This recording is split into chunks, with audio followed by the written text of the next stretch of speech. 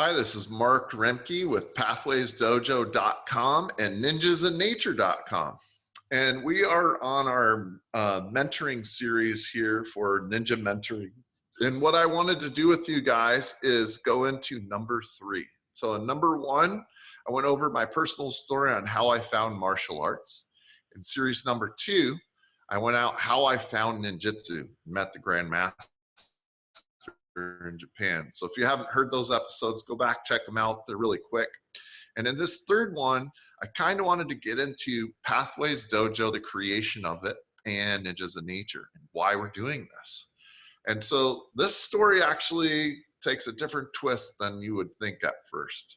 The reason why I'm actually here and doing this is because I had a motorcycle accident when I was younger and I died.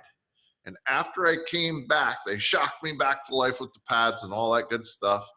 I was like, whoa, what am I doing here on this planet? Like, you kind of question things like everything that's going on in your life. And one of the things that came to me is that I was supposed to be helping people out. And specifically, I wanted to try to help kids out. And I've been given so many good mentors in my life and teachers in my life and tools to use that it was just really cool. I had a great Cub Scout leader. I had amazing parents and a strong background being raised by this really cool progressive church and things like that. And then I also got amazing teachers through martial arts. But when I had that accident and had this life experience, I was like, whoa, I really want to get things moving here. And so I knew that I was supposed to help people out. But now we fast forward like 20 years later. And after all of the things in life and all of the things that I was learning and things like that, the opportunities start to unfold. My instructor, who I was under for a long time, moved out of town and said, hey, it's time for you to take over this dojo and start one on your own. And it's time for you to go on your way. And so I started a dojo and we went through all these different locations. We taught at the University of Santa Cruz and we had some in garages. We trained outdoors in parks. It was like really cool how that all started to unfold. And then I started to meet really good martial artists. And after you've been in martial arts for a long time, you start realizing, oh, you keep getting kicked up in rank and all this. And before you know it, you're kind of at the top of this rank chart thing. And then you're like, wow, okay, well, I'm going to keep going to Japan, training with Hatsumi, going to seminars, keep my training coming. But now I got to really give this back. And I met some really cool people in Tai Chi and Qigong, and they were in this circle who they were like, I wanted to be a ninja my whole life. Like, can you train me? And I'm like, cool, you train me and let's trade. You teach me more about Tai Chi and you teach me about Qigong and you teach me about healing. And so we were kind of doing all these cool trades back and forth. And then we were sitting one day in this coffee shop and I was like, you know what? I've always wanted to make this center for healing for people and for martial arts. And so I was like, the pathway to healing, the pathway to martial arts is very similar, but you can choose a path. Some people might not want to bang and get into all that cool heavy duty stuff. They might want the healing path more. And some people might go, oh no, I want martial arts, so I'm good with the healing. I'm got that covered. And some people integrate both of them. And so Pathways is actually where that came from. We said you could take the healing path or the martial path, but there was something that was kind of missing from that path. And it was a yearning inside of myself from maybe my old days as a Cub Scout and being in the military. I loved being out in nature and like doing fires and having a campfire and stuff like that. But the ninja had survived their whole life and persevered, and they had to go on these missions like special forces guys, and they knew how to use the land.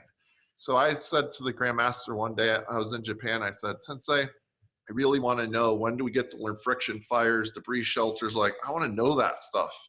And he said, hey, I want you to go out and find that out. because now you're a 15th Dan, and what 15th Dan is like the highest rank you could get in our art, ninjutsu. And he goes, now see what you can do to bring something back to the art. And I was like, oh. And he goes, I have all of that stuff written down in the scrolls, but I haven't practiced it myself that much. I've concentrated more on the stuff that is like in the room, and that we've gone outside, we've done spear training and all this other stuff, but I didn't focus on the survival skill training as much. So if you want that, you need to go out and find survival instructors and people that are doing that. And that's where I started going on a really big quest. And I found all sorts of amazing people that teach this. And so some of the similarities with like some of the American Indian tribes that are out there, like some of the scouts, have all of these skills. And they were very much like the ninja, where they had to persevere and overcome all of these adversities in life and learn how to survive.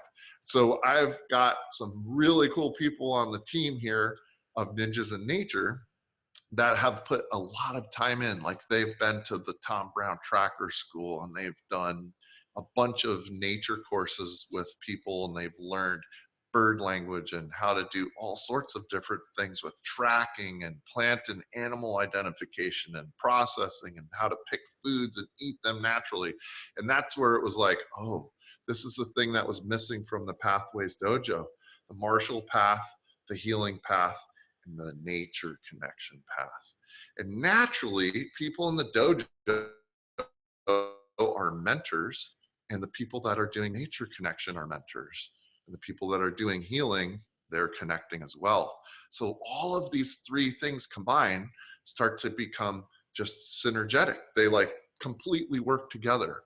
And there's mentors with every single one of these. And so the mentoring part of what we're doing and teaching is what I'd like to get into in the fourth episode. But this is the creation of how Pathways started and how Ninjas in Nature began. A little background for you guys on this. So I hope you enjoyed this episode.